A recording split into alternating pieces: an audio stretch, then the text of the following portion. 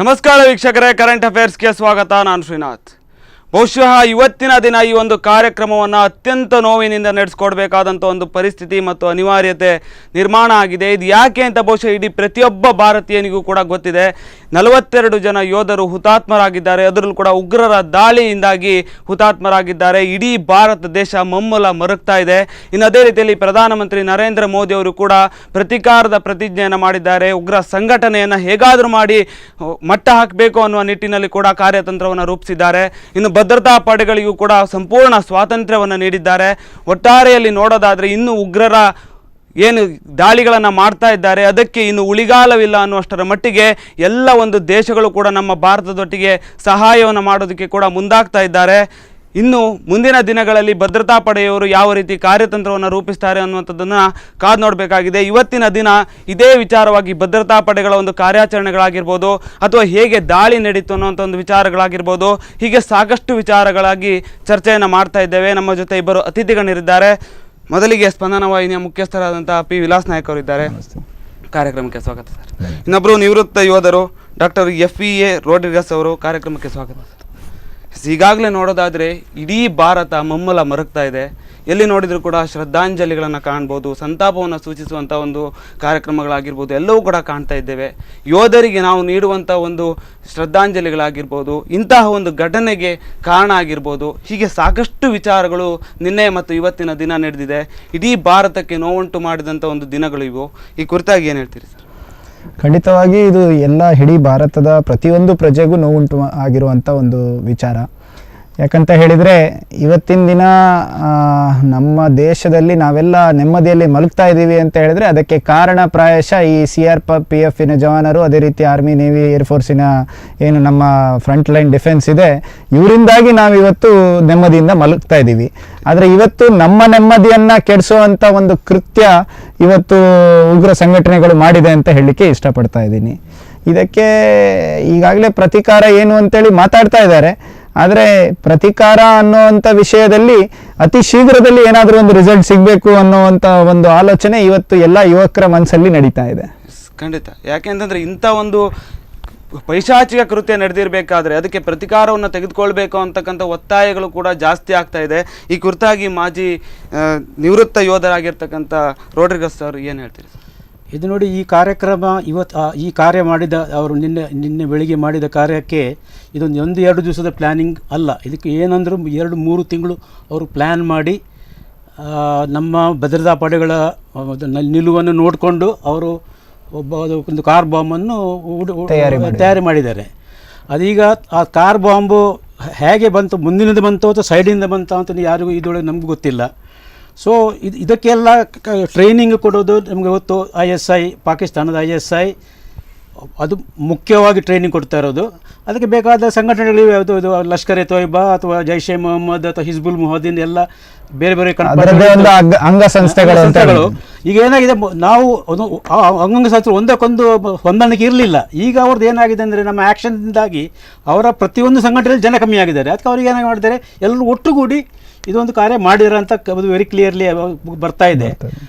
So ಅದು ಈಗ ಇದೊಂದು ಥರ ಯುದ್ಧ. ಇದು ನಾವು ಬರೀ ನಾವು ಭಯೋತ್ಪಾದನೆ ಹೇಳ್ತೀವಿ, but is something like A low cost war. ಇದು ನಡೀತಾ ಇರುತ್ತೆ.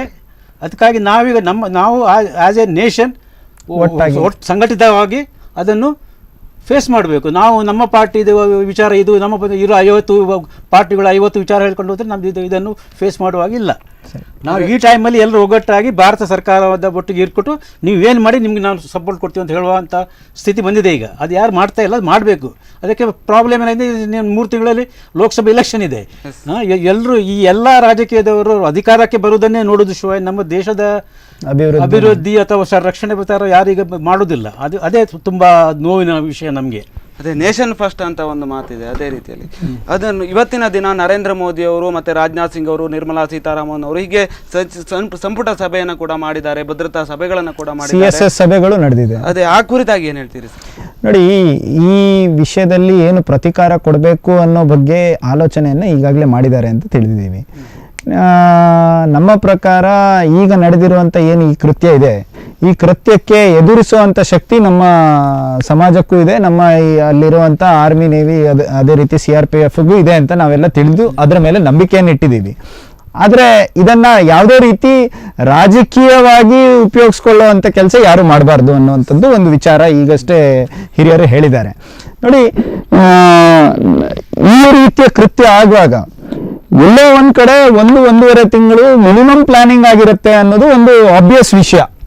ಈ 1 ತಿಂಗಳು ಪ್ಲಾನಿಂಗ್ ಆಗ್ತಾ ಇದ್ದದ್ದು ಹೇಗೆ ಅನ್ನೋದು ಒಂದು ಆಲೋಚನೆ ಆಗಬೇಕು. ಅದಕ್ಕೆ ಏನು ಲೀಡ್ ಸಿಗತ್ತೆ ಅನ್ನೋದು ಆಲೋಚನೆ ಆಗಬೇಕು. ಎಲ್ಲಿಂದ ಈ ಕೃತ್ಯ ನಡೀತು, ಎಲ್ಲಾದರೂ ನಮ್ಮ ದೇಶದ ಒಳಗೇನೆ ಇದಕ್ಕೆ ಬೇಕಾಗಿರುವಂಥ ಬೇಹುಗಾರಿಕೆ ಏನಾದರೂ ನಡೆದಿದೆಯಾ ಅನ್ನೋ ಬಗ್ಗೆಯೂ ಒಂದು ಆಲೋಚನೆ ನಡಿಬೇಕು. ಈ ಎಲ್ಲ ವಿಷಯದಲ್ಲಿ ಗಂಭೀರವಾಗಿ ಈಗಾಗಲೇ ಸಭೆಗಳು ನಡೆದಿರುತ್ತೆ, ಇಂಟೆಲಿಜೆನ್ಸ್ ಇನ್ಪುಟ್ಗಳು ಸಿಕ್ಕಿರುತ್ತೆ ಅಂತ ನಾವೆಲ್ಲ ತಿಳಿದಿದ್ದೀವಿ. ಇದೆಲ್ಲ ನಡೆಯುವಂಥ ಒಂದು ಪ್ರೊಸೀಜರ್ಗಳು.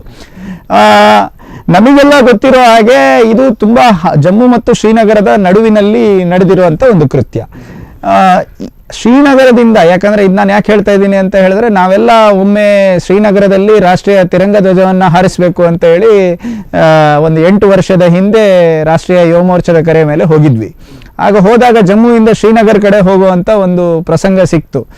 ಆಗ ನೋಡಿರುವಂಥ ಕೆಲವೊಂದು ವಿಷಯಗಳು ಏನಂತ ಹೇಳಿದ್ರೆ, ಈ ಪಾಕಿಸ್ತಾನ ಆಕ್ಯುಪೈಡ್ ಕಾಶ್ಮೀರಿಗೆ ಅತಿ ಹತ್ತಿರ ಇರುವಂಥ ಯಾವ್ಯಾವ ಪ್ರದೇಶ ಇದೆ, ಈ ಎಲ್ಲ ಪ್ರದೇಶಗಳು ತುಂಬ ಸೂಕ್ಷ್ಮವಾದಂಥ ಪ್ರದೇಶಗಳಿತ್ತು. ಈ 8 ವರ್ಷಗಳ ಹಿಂದೆ ಇದ್ದಂಥ ಈ ಸೂಕ್ಷ್ಮ ಪ್ರದೇಶಗಳಲ್ಲಿ ಹಲವಾರು ಪ್ರದೇಶಗಳನ್ನು ಈಗಾಗಲೇ ಸ್ಯಾನಿಟೈಸ್ ಮಾಡಿ ಅಲ್ಲಿ ಯಾವುದೇ ರೀತಿ ಟೆರರಿಸಂ ಇಲ್ಲದಿರೋ ರೀತಿಯಲ್ಲಿ ಈಗಿನ ಗವರ್ಮೆಂಟ್ಗಳು ಮಾಡ್ತಾ ಇದೆ. ಇದರ ಪ್ರತಿಕಾರವಾಗಿ ಒಂದು ಪ್ಲಾನ್ ಅನ್ನ ಮಾಡಿದ್ದಾರೆ ಅಂತ ನಾವೆಲ್ಲ ತಿಳಿದಿದ್ದೀವಿ. ಈ ಪ್ರತಿಕಾರದ ಪ್ಲಾನಿಗೆ ಮರು ಉತ್ತರವನ್ನ ಈ ಮುಂದಿನ ದಿನಗಳಲ್ಲಿ ನಾವು ಕೊಡಬೇಕು ಅನ್ನುವಂಥದ್ದು ಎಲ್ಲರ ಒಂದು ಆಲೋಚನೆ ಅಂತ ಕಾಣುತ್ತೆ. ಈಗಾಗಲೇ ಇವ್ರು ಹೇಳಿದ್ರು ಪ್ರತಿಕಾರಕ್ಕೋಸ್ಕರ ಈ ಒಂದು ಕೃತ್ಯಗಳನ್ನ ಮಾಡ್ತಾ ಇದ್ದಾರೆ ಅಂತ. ಹಾಗೆ ನೋಡೋದಾದ್ರೆ ಕಾಶ್ಮೀರದಲ್ಲಿ ಈಗಾಗಲೇ ಕಲ್ಲನ್ನು ಎಸೆಯುವಂತ ಒಂದು ಕ್ರಿಯೆಗಳಾಗಿರ್ಬೋದು, ಪೊಲೀಸರ ಮೇಲೆ, ಉಗ್ರರ ಮೇಲೆ ಕಲ್ಲನ್ನು ಎಸೆತಾ ಇದ್ರು. ಮತ್ತೆ ಅದೇ ರೀತಿಯಲ್ಲಿ ಅಲ್ಲಲ್ಲಿ ಸಣ್ಣ ಪುಟ್ಟ ತೊಂದರೆ, ಪೊಲೀಸರ ಮೇಲೆ ಕಲ್ಲು ಎಸೆಯುವಂತದ್ದು ಅದು ಸ್ಪಾನ್ಸರ್ಡ್ ಪ್ರೋಗ್ರಾಮ್ ಅಂತ ಹೇಳ್ಬೋದು. ಹೌದಲ್ಲ, ಅಲ್ಲಿ ಕಲ್ಲು ಎಸೆಯುವುದು ಅದು ಸ್ಪಾನ್ಸರ್ಡ್ ಪ್ರೋಗ್ರಾಮ್. ಈಗಿರುವ ಸಂಪರ್ಕ ಸಾಧನಗಳಿಂದ ವಾಟ್ಸಪ್ ಗ್ರೂಪು ಅಥವಾ ಫೇಸ್ಬುಕ್ ಗ್ರೂಪಲ್ಲಿ ಅವರ ಓವರ್ ಗ್ರೌಂಡ್ ವರ್ಕರ್ಸ್ ಅವರಿಗೆ ವಾಟ್ಸಪ್ ಮೇಲೆ ಹೇಳ್ತಾರೆ, ಇಲ್ಲಿಗೆ ಆಕ್ಷನ್ ನಡೀತಾ ಇದೆ, ಇಲ್ಲಿ ಬಂದು ಕಲ್ಲೊಳ್ಳಿ ಶುರು ಮಾಡಿ ಅಂತ.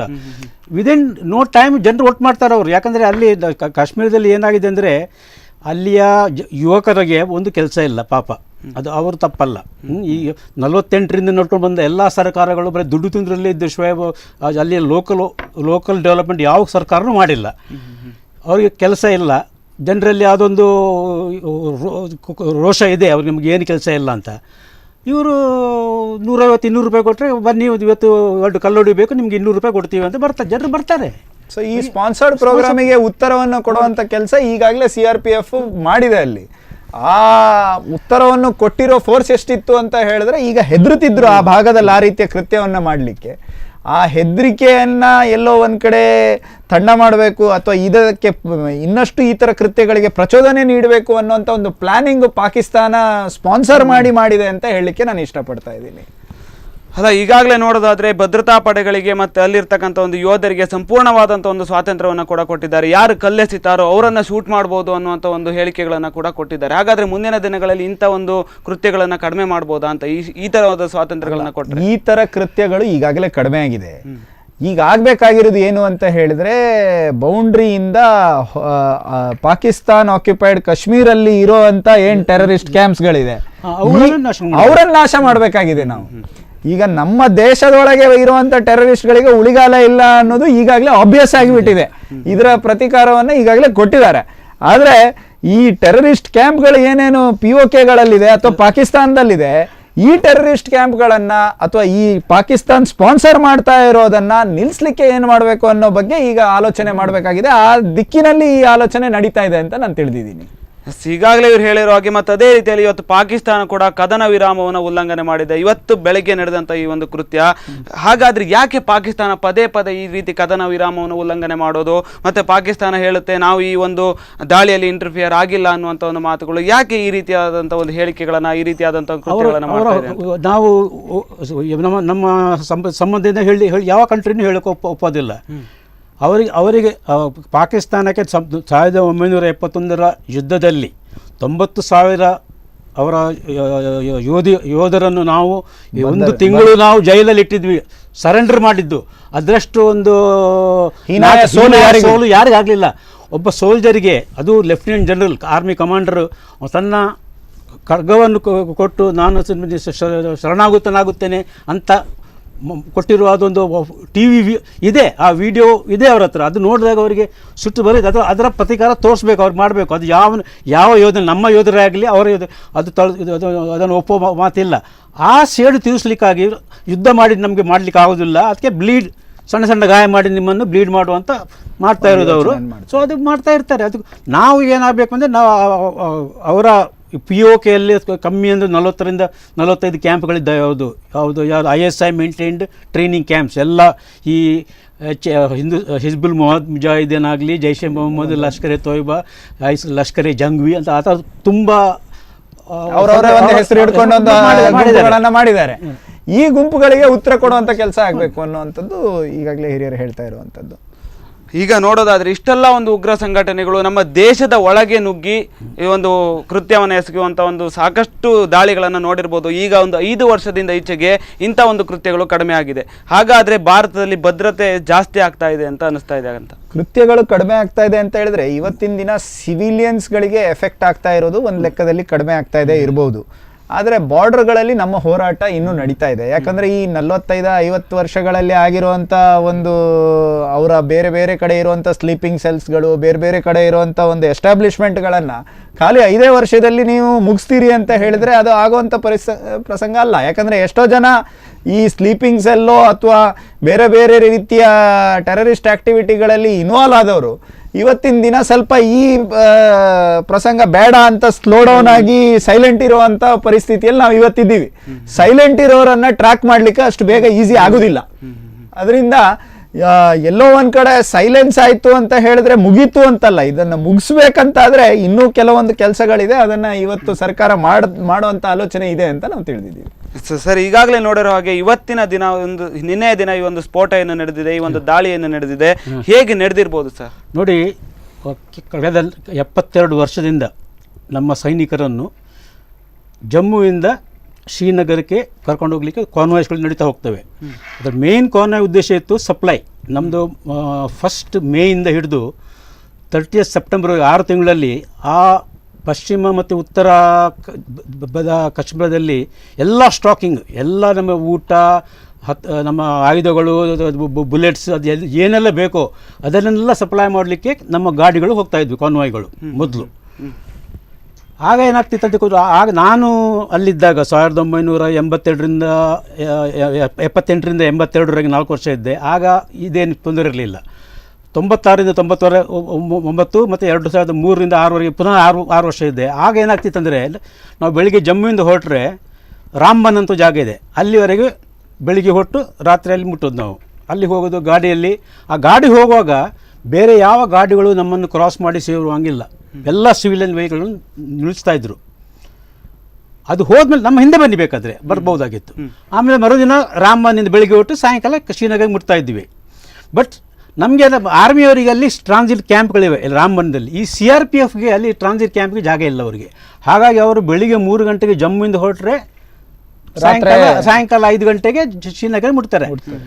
ಅದು ಇದೇನಾಗಿದೆ, ಕಳೆದ 1 ವಾರದಲ್ಲಿ ಸ್ನೋಫಾಲಿಂದಾಗಿ ಯಾವ ಮೂವ್ಮೆಂಟ್ ಇರಲಿಲ್ಲ. ಮತ್ತು ಈ ಟೈಮಲ್ಲಿ ಪ್ರತಿದಿನ ನಮ್ಮ ಜನರು ಮನೆಗೆ ಹೋಗ್ತಾರೆ, ರಜೆಗೆ ಹೋಗ್ತಾರೆ, ಡ್ಯೂಟಿಗೆ ಹೋಗ್ತಾರೆ, ಟ್ರೈನಿಂಗ್ ಹೋಗ್ತಾರೆ, ಅವರೆಲ್ಲ ಸಿಕ್ಕಾಕೊಂಡಿದ್ದಾರೆ. ಸೊ ಅಲ್ಲಿ ಅವರಿಗೆ ಪ್ರೆಷರ್ ಇದಿರಬೇಕು, ಬೇಗ ಬೇಗ ಜನರನ್ನು ಕಳಿಸಿ ನಮಗೆ ರಿಪ್ಲೇಸ್ಮೆಂಟ್ ಬೇಕಂತ. ಹಾಗಾಗಿ ಏನು ಮಾಡಿದ್ದಾರೆ, ಒಂದು 78 ಗಾಡಿಯಲ್ಲಿ 2000 ಜನರನ್ನು ಕಳಿಸಿದ್ದಾರೆ 1 ವಾರದ ನಂತರ. ಇದು ಅವರಿಗೆ ಅವರ ಈ ಓವರ್ ಗ್ರೌಂಡ್ ವರ್ಕರ್ಗೆ ಗೊತ್ತಿರ್ತದೆ ಇವು ಅಟ್ಯಾಕ್ ಮಾಡಬೇಕಂತ. ಸೊ ಈಗ ಈ ಗಾಡಿ ಹೇಗೆ ಬಂತು ಅದು ಹೇಳೋ ಕಷ್ಟ. ಯಾಕಂದರೆ ಪ್ರತಿಯೊಂದು ಕಾನ್ವಾಯಲ್ಲಿ ಒಂದು ಈಗ 78 ವೆಹಿಕಲಲ್ಲಿ ಪ್ರತಿ 10 ಗಂಟೆ 10 ವೆಹಿಕಲ್ ಮಧ್ಯೆ ಒಂದು ಸೆಕ್ಯೂರಿಟಿ ವೆಹಿಕಲ್ ಇರುತ್ತೆ. ಆ ವೆಹಿಕಲ್ ಮೇಲೆ ಮಿಷಿನ್ ಗನ್ನನ್ನು ಲೋಡ್ ಮಾಡಿ 4-5 ಜನ ನೋಡ್ತಾ ಇರ್ತಾರೆ. ಮತ್ತು ಪ್ರತಿಯೊಂದು ಗಾಡಿಯಲ್ಲಿ ಒಬ್ಬ ಗಾರ್ಡ್ ಅಂತ ಇರ್ತಾನೆ, ನೋಡ್ತಾ ಇರ್ತಾನೆ ಯಾರು ಬರ್ತಾರೆ ಅಂತ. ಕೂಡಲೇ ಅವ್ರು ಹೇಳ್ತಾರೆ ಗಾಡಿ ಬರ್ತಾ ಇದೆ ಅವ್ರಿಗೆ ನಿಲ್ಲಿಸಿ ಅಂತ. ಅದು ಈಗಿನ ಪರಿಸ್ಥಿತಿ ನನಗೆ ಗೊತ್ತು. ನಾನು ಹಾಗೆ ಆರ್ಮಿ ಬಿಟ್ಟು 12 ವರ್ಷ ಆಯಿತು. ಈಗ ಈ ಮೀಡಿಯಾದಲ್ಲಿ ತೋರಿಸಿರೋ ಪ್ರಕಾರ ಅಥವಾ ಬೇರೆ ಬೇರೆ ವಿಡಿಯೋಸ್ಗಳು ಬಂದಿರೋ ಪ್ರಕಾರ ಈ ಡಬಲ್ ಲೇನಲ್ಲಿ ಒಂದು ಲೇನನ್ನು ಸ್ಯಾನಿಟೈಸ್ ಮಾಡಿದ್ರು, ಇನ್ನೊಂದು ಲೇನಲ್ಲಿ ಫ್ರೀ ಫ್ಲೋ ಕೊಡ್ತಾ ಇದ್ರು. ಅನ್ನುವಂಥದ್ದು ಕಾಣ್ತಾ ಇತ್ತು. ಅಂತ ಹೇಳಿದ್ರೆ ಈ 2 ರೋಡ್ ಇರುವಾಗ 2 ರೋಡಲ್ಲಿ ಫೋರ್ ಲೇನ್ ರೋಡಲ್ಲಿ ಒಂದು ವೇ ಅನ್ನ ಸ್ಯಾನಿಟೈಸ್ ಮಾಡಿ ಖಾಲಿ ಕಾನ್ವಾಯ್ಗೆ ಮಾತ್ರ ಬಿಟ್ಟಿದ್ರು, ಇನ್ನೊಂದು ಲೇನ್ ಅಲ್ಲಿ ಆಪೋಸಿಟ್ ವೆಹಿಕಲ್ಸ್ ಗಳು ಬರ್ತಾ ಇತ್ತು ಅನ್ನುವಂಥದ್ದು ಒಂದು ಇನ್ಫಾರ್ಮೇಶನ್ ಬರ್ತಾ ಇತ್ತು. ಯಾಕಂದ್ರೆ ನಾರ್ಮಲಿ ಕಾನ್ವಾಯ್ 2 ಕಡೆ ಅಲ್ಲಿಂದ ಶ್ರೀನಗರದಿಂದ ಜಮ್ಮುಗೆ ಕಾನ್ವಾಯ್, ಜಮ್ಮುವಿಂದ ಶ್ರೀನಗರ ಕಾನ್ವಾಯ್ ಎರಡನ್ನು ಮ್ಯಾಚ್ ಮಾಡಿ ಯಾರಿಗೂ ಬರ್ಲಿಕ್ಕೆ ಬಿಡಿಲ್ಲ, ಅಲ್ಲಿ ಬರ್ಲಿಕ್ಕಿಲ್ಲ. ಬಟ್ ಏನಾಗಿದೆ ಅಂದ್ರೆ ಆ ಹೈವೇ ಅಲ್ಲಿ ಪ್ರತಿಯೊಂದು ಹಳ್ಳಿಯಿಂದ 10-15 ರಸ್ತೆಗಳು ಬರ್ತವೆ. ಅವುಗಳನ್ನು ಮ್ಯಾನೇಜ್ ಮಾಡೋದು ಕಷ್ಟ. ಬಂದಾಗ ಅವರನ್ನು ನಿಲ್ಲಿಸಿದ್ರೆ ಈಗಿನ ಆರ್ಡರ್ ಏನಿದೆ ನನಗೆ ಗೊತ್ತಿಲ್ಲ. ಮೊದಲು ಯಾರಿಗೂ ಮಧ್ಯೆ ಬರುವಾಗ ಇರಲಿಲ್ಲ. ಇದು ಅವರು ಹೇಳ್ತಾರೆ ಇನ್ನು ನಾವು ಬಿಡುವುದಿಲ್ಲ ಅಂತ. ಇನ್ನು ನಾವು ಕಾನ್ವಾಯ್ ಮಧ್ಯೆ ಇವತ್ತು ಸ್ಟೇಟ್ಮೆಂಟ್ ಬಂದಿದೆ DG CRPF ನಾವಿನ್ನು ಕಾನ್ವಾಯ್ ಮುಂದೆ ಬಂದು ಜನರಿಗೆ ತುಂಬ ತೊಂದರೆ ಆಗ್ತದೆ. ಅದು ತೊಂದರೆ. ಈಗ ನೀವು ಒಬ್ಬರು ವಿಸಿಟಿಗೆ ಶ್ರೀನಗರ ಹೋಗುವಾಗ VIP ಬಿಡಿ, ನೀವು ನಾರ್ಮಲ್ ನೀವು ಕಾಶ್ಮೀರಕ್ಕೆ ಟೂರಿಗೆ ಹೋದಾಗ ನಿಮ್ಮ ಗಾಡಿಯನ್ನು ನಿಲ್ಲಿಸಿಲ್ಲ, ನೀವು ಹೋಗ್ಲಿಕ್ಕೆ ಆಗಲ್ಲ ಹೇಳಿದ್ರೆ ನಿಮ್ಗೆ ಎಲ್ಲರೂ ಸಿಟ್ಟು ಬರ್ತದೆ. ಅದು ಒಂದು ನ್ಯಾಚುರಲ್ ಅದು. ಯಾಕಂದರೆ ಆರ್ಮಿ ಹೋದ ಮತ್ತು 3 ಗಂಟೆವರೆಗೆ ನಿಮಗೆ ಏನು ಹೋಗುವಾಗಿಲ್ಲ ಅಲ್ಲಿ. 3 ಗಂಟೆ ಆ ಬ್ಲಾಕ್. ಆಮೇಲೆ ಗಾಡಿಗಳು ತುಂಬ 40 ಕಿಲೋಮೀಟ್ರಿಂದ ಜಾಸ್ತಿ ಹೋಗೋದಿಲ್ಲ ನಮ್ಮ ಆರ್ಮಿ ವೆಹಿಕಲ್ಗಳು, ತುಂಬ ಸ್ಲೋ ಹೋಗೋದು. ಹಾಗಾಗಿ ಜನರಿಗೆ ತುಂಬ ಕಷ್ಟ ಆಗ್ತದೆ. ಅದಕ್ಕಾಗಿ ಬಿಡ್ಸಲ್ಲಿರ್ಬೋದು. ಈಗ ಯಾವ ವೆಹಿಕಲ್ ಎರಡು ಈಗ ಇದು ಯಾವ ವೆಹಿಕಲ್ ಅಂದರೆ ಅಲ್ಲ, ಟ್ಯಾಂಕರ್ ಅಲ್ಲ, ದಿಸ್ ವೆಹಿಕಲ್ ವಾಸ್ SUV ಅಂದರೆ ಇದು ಸ್ಕಾರ್ಪಿಯೋದಲ್ಲಿ ಬಂದಿತ್ತಂತೆ. ಸ್ಕಾರ್ಪಿಯೋದಲ್ಲಿ ಅವನು ಬೆಲ್ಟಲ್ಲಿ ಹಾಕ್ಲಿಲ್ಲ. ಅವ್ನು ಬೆಲ್ಟ್ ಹಾಕಿದ್ದು ಗೊತ್ತಾಗ್ತಿತ್ತು, ಬೆಲ್ಟ್ ಹಾಕಿದಾನೆ, ತುಂಬ ದಪ್ಪ ಕಾಣ್ತಿದ್ದ. ಇವನು normal driver 200-300 kg. Hello hello, ಎಲ್ಲಿಂದ ಕರೆ ಮಾಡ್ತಾ ಇದ್ದೀರಿ ಸರ್? ನಿಮ್ಮ ಹೆಸರು? ನಾನು ಶರಣ್ ಅಂತ ಬಂಟ್ವಾಳದಿಂದ. ಎಸ್, ಯೋಧರು ಹುತಾತ್ಮರಾಗಿರುವ ವಿಚಾರವಾಗಿ ಮತ್ತೆ ಅದೇ ರೀತಿಯಲ್ಲಿ ಉಗ್ರರು ದಾಳಿ ಮಾಡಿರುವ ವಿಚಾರವಾಗಿ ಮಾತಾಡ್ತಾ ಇದ್ವಿ. ನಿಮ್ಮ ಒಂದು ಅಭಿಪ್ರಾಯಗಳೇನು ಸರ್? ನನ್ ಪ್ರಕಾರ ಚೀನಾಕ್ ಮೊದಲು ಸರ್ಜಿಕಲ್ ಸ್ಟ್ರೈಕ್ ಮಾಡ್ಬೇಕು. ಯಾಕಂದ್ರೆ ಇದಕ್ಕೆಲ್ಲ ಕುಮ್ಮಕ್ ಕೊಡ್ತಾ ಇರೋದು ಚೀನಾ ದೇಶ. ಪಾಕಿಸ್ತಾನ ಒಂದು ಹೇಡಿ ದೇಶ, ಇದಕ್ಕೆ ಧೈರ್ಯವೇ ಇಲ್ಲ ಭಾರತದ ಮುಂದೆ ಬರ್ಲಿಕ್ಕೆ. ಈ ಚೀನಾನೇ ಎಲ್ಲ ಹೇಳ್ಕೊಳ್ತಾ ಇರೋದು. ಮತ್ತೆ ನಮ್ ದೇಶದೊಳಗೆ ಕೆಲವರು ಇದ್ದಾರಲ್ಲ, ಅವರೇ ಇದಕ್ಕೆಲ್ಲ ಪ್ರಚೋದನೆ ಕೊಡ್ತಾ ಇರೋದು. ಮತ್ತು ಚೀನಾ, ಅದಕ್ಕೆ ನಾನು ಹೇಳೋದಂದ್ರೆ ಭಾರತ ದೇಶದ ಮಿತ್ರ ದೇಶಗಳೆಲ್ಲ ಒಂದುಗೂಡಿ ಚೀನಾ ಮೇಲೆ ಮೊದಲು ಅಟ್ಯಾಕ್ ಮಾಡ್ಬೇಕು, ನಂತರ ಪಾಕಿಸ್ತಾನದ ಮೇಲೆ ಅಟ್ಯಾಕ್ ಮಾಡ್ಬೇಕು. ಎಸ್, ಈ ಕುರಿತಾಗಿ ಕೂಡ ಮಾತಾಡ್ತೇವೆ ಸರ್, ಧನ್ಯವಾದಗಳು. ಈಗಾಗಲೇ ಅವ್ರು ಹೇಳಿದ್ರು ಚೀನಾದ ಮೇಲೆ ಮೊದಲು ಅಟ್ಯಾಕ್ ಅನ್ನ ಮಾಡಬೇಕು ಅಂತ. ಕುಮ್ಮಕ್ಕು ಕೊಡ್ತಾ ಇರುವುದೇ ಚೀನಾ. ಪಾಕಿಸ್ತಾನಕ್ಕಿಂತಲೂ ಕೂಡ ಚೀನಾವೇ ಹಾಗಾದ್ರೆ ಭಾರಿ ಭಯಂಕರವಾದಂಥ ಒಂದು ದೇಶವಾಗಿ ಮಾರ್ಪಾಟಾಯ್ತಾ ಅಂತ? ಹಾಗಾದ್ರೆ ಚೀನಾದ ಇನ್ವಾಲ್ವ್ಮೆಂಟ್ ಅನ್ನ ಈಗಾಗಲೇ ಅಂದ್ರೆ ಎಷ್ಟಿರ್ಬೋದು ಅನ್ನೋ ಬಗ್ಗೆ ಇನ್ವೆಸ್ಟಿಗೇಷನ್ ನಡೀತದೆ. ಆದರೆ ಈ ಬಗ್ಗೆ ನಮಗೆಲ್ಲರಿಗೂ ಗೊತ್ತಿರೋ ಹಾಗೆ ಪೂರ್ಣ ರೀತಿಯಲ್ಲಿ ಈ ಟೆರರಿಸ್ಟ್ ಆಕ್ಟಿವಿಟೀಸು ಪಾಕಿಸ್ತಾನದಿಂದನೇ ಒರಿಜಿನೇಟ್ ಆಗ್ತಾ ಇರುವಂಥದ್ದು. ಎಲ್ಲೋ ಒಂದು ಕಡೆ ಪಾಕಿಸ್ತಾನೊಟ್ಟಿಗೆ ಒಳ್ಳೆ ರಿಲೇಷನ್ಶಿಪ್ ಇಟ್ಕೊಂಡಿರುವಂಥ ಚೀನಾ ಪಾಕಿಸ್ತಾನಕ್ಕೆ ಮಾನಿಟ್ರಿ ಹೆಲ್ಪೋ ಅಥವಾ ಬೇರೆ ಬೇರೆ ರೀತಿಯಲ್ಲಿ ಅವರನ್ನು ಹೆಲ್ಪ್ ಮಾಡಿ ಸ್ವಲ್ಪ ಭಾರತಕ್ಕೆ ಸಮಸ್ಯೆ ಉಂಟು ಮಾಡಬೇಕು ಅನ್ನೋಂಥ ಆಲೋಚನೆ ಇರ್ಬೋದು. ಆದರೆ ಈ ಜೈಷ್ ಎ ಮೊಹಮ್ಮದ್ ಆಗಲಿ ಈ ರೀತಿಯ ಸಂಘಟನೆಗಳು ನನ್ನ ಪ್ರಕಾರ ಪಾಕಿಸ್ತಾನದ ISI ಟ್ರೆಂಡ್ ಸಂಘಟನೆಗಳೇ ಆಗಿದೆ. ಇನ್ನೊಂದು ವಿಚಾರ ಏನಂದರೆ, ಚೀನಾಕ್ಕೂ ಈ ಥರ ಹೆಲ್ಪ್ ಕೊಟ್ಟರೆ ಚೀನಾಕ್ಕೂ ತೊಂದರೆ ಇದೆ. ಉಯುಗುರ್ ಅಂತ ಜಿಂಗ್ಯಾಂಗ್ ಅಂತ ಒಂದು ಜಾಗ ಇದೆ ಚೀನಾದಲ್ಲಿ. ಅಲ್ಲಿ ಎಲ್ಲ ಮುಸ್ಲಿಮರು ಇರೋದು. ಅವರನ್ನೆಲ್ಲ ಈಗ ಬಂದು ಜೈಲ್ ಥರ ಮಾಡಿ ಅವರನ್ನು ಕನ್ವರ್ಟ್ ಮಾಡ್ತಾ ಇದೆ ಚೀನಾ. ಅವರು ಉಗ್ರರಾಗಿದ್ದಾರೆ.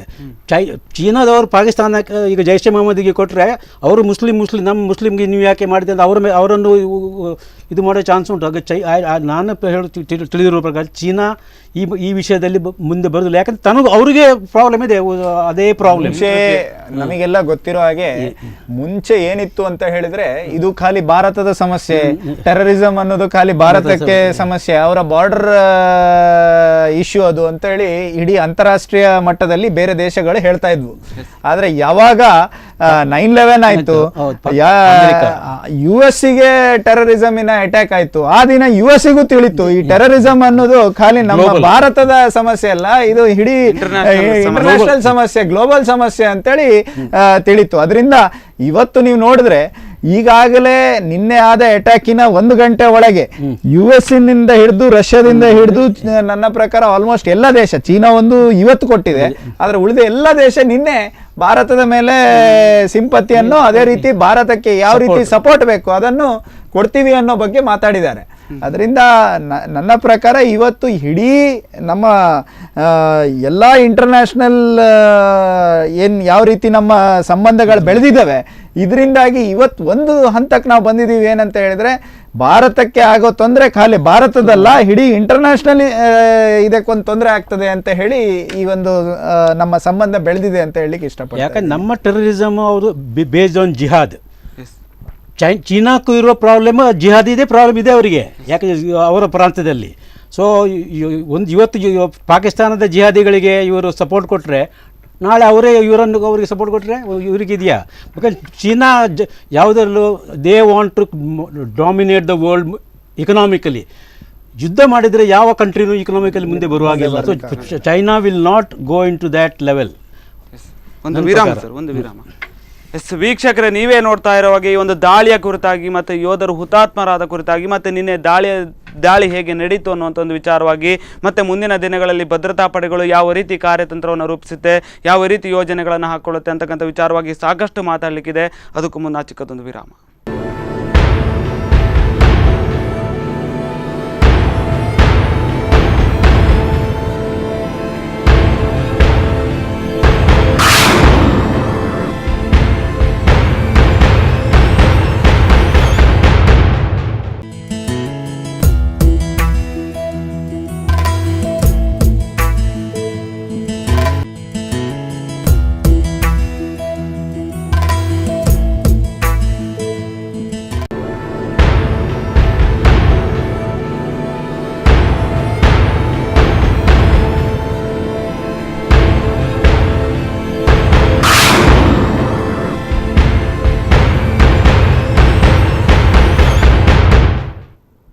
ವಿರಾಮದ ನಂತರ ಕರೆಂಟ್ ಅಫೇರ್ಸ್ಗೆ ಮತ್ತೆ ಸ್ವಾಗತ. ಇವತ್ತಿನ ದಿನ ಯೋಧರಿಗೆ ಸಂತಾಪವನ್ನು ಸೂಚಿಸೋದಕ್ಕೆ ಶ್ರದ್ಧಾಂಜಲಿಯನ್ನು ಸಲ್ಲಿಸುವಂಥ ಒಂದು ಕಾರ್ಯಕ್ರಮವನ್ನು ನಮ್ಮ ಸ್ಪಂದನ ವಾಹಿನಿಯ ಕಡೆಯಿಂದ ಮಾಡ್ತಾ ಇದ್ದೇವೆ. ಇನ್ನು ಅದೇ ರೀತಿಯಲ್ಲಿ ಭಾರತ್ ಕಿ ವೀರ್ ಅನ್ನುವಂಥ ಒಂದು ವೆಬ್ಸೈಟ್ನಲ್ಲಿ ಯೋಧರಿಗೆ ಕಾಂಟ್ರಿಬ್ಯೂಟ್ಗಳನ್ನು ಕೂಡ ಮಾಡ್ಬೋದು. ಅಂಥ ಒಂದು ನಿಟ್ಟಿನಲ್ಲೂ ಕೂಡ ನಾವು ಒಂದು ದಿಟ್ಟ ಹೆಜ್ಜೆಯನ್ನು ಕೂಡ ಇಟ್ಟಿದ್ದೇವೆ. ಆ ಒಂದು ವೆಬ್ಸೈಟ್ನಲ್ಲಿ ಕಾಂಟ್ರಿಬ್ಯೂಟ್ ಮಾಡಿದ್ದರ ಒಂದು ಸ್ನ್ಯಾಪ್ಶಾಟನ್ನು ನೀವು ಕೊಡ್ಬೋದು. ಸ್ನ್ಯಾಪ್ಶಾಟನ್ನು ಕೊಡುವುದರ ಮುಖಾಂತರವಾಗಿ ನಾವು ಅದನ್ನು ಪ್ರಸಾರ ಮಾಡ್ತೇವೆ. ಇನ್ನೂ 4-5 ಜನರಿಗೆ ಹೀಗೆ ಹೋಗ್ತಾ ಸುಮಾರು ಜನರಿಗೆ ಅದು ತಿಳಿಯೋದ್ರಿಂದಾಗಿ ಯೋಧರಿಗೆ ಸಾಕಷ್ಟು ಇದು ಹೆಲ್ಪ್ ಆಗುತ್ತೆ. ಇದು ಗೌರ್ಮೆಂಟಿನ ಒಂದು ಕಾಂಟ್ರಿಬ್ಯೂಟ್ ಆಗಿರೋದ್ರಿಂದ, ಒಂದು ವೆಬ್ಸೈಟ್ ಆಗಿರೋದ್ರಿಂದ ಇದು ಯೋಧರ ಮನೆಗಳಿಗೆ ಕುಟುಂಬಗಳಿಗೆ ತಲುಪುತ್ತೆ. ಅದರಿಂದ ಯೋಧರ ಜೊತೆ ನಾವಿದ್ದೇವೆ ಅನ್ನುವಂಥ ಒಂದು ಹೆಜ್ಜೆಯೊಂದಿಗೆ ಸ್ಪಂದನ ವಾಹಿನಿ ಕೂಡ ಹೊರಡ್ತಾ ಇದೆ. ನೀವು ನಮ್ಮ ಜೊತೆಗೆ ಕೈ ಜೋಡಿಸಿ ಒಂದು ಶ್ರದ್ಧಾಂಜಲಿಯನ್ನು ಮಾಡುವಂಥ ಒಂದು ಕಾರ್ಯಕ್ರಮವನ್ನು ಮಾಡ್ತಾ ಇದ್ದೇವೆ.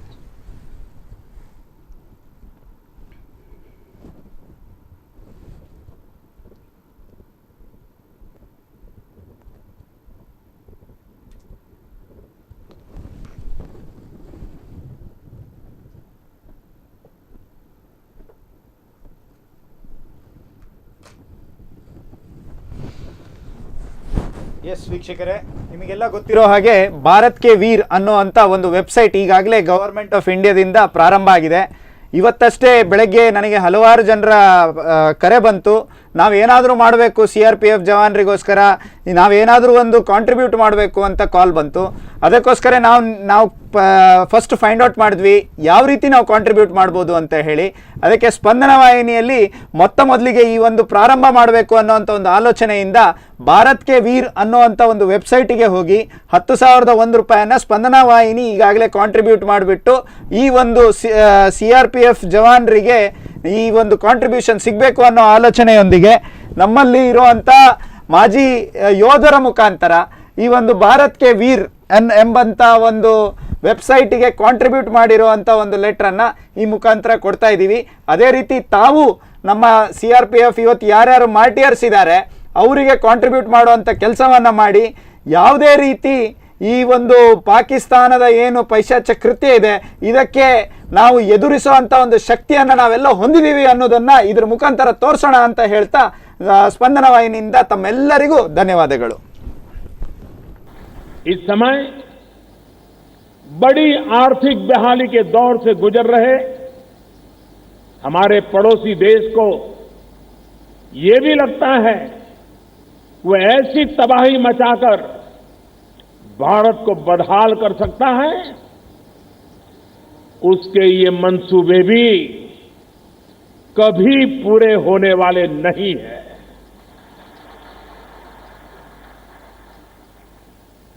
वक्त ने सिद्ध कर दिया है कि जिस रास्ते पर वो चले हैं वो तबाही देखते चले हैं और हमने जो रास्ता अख्तियार किया है वो तरक्की करता चला।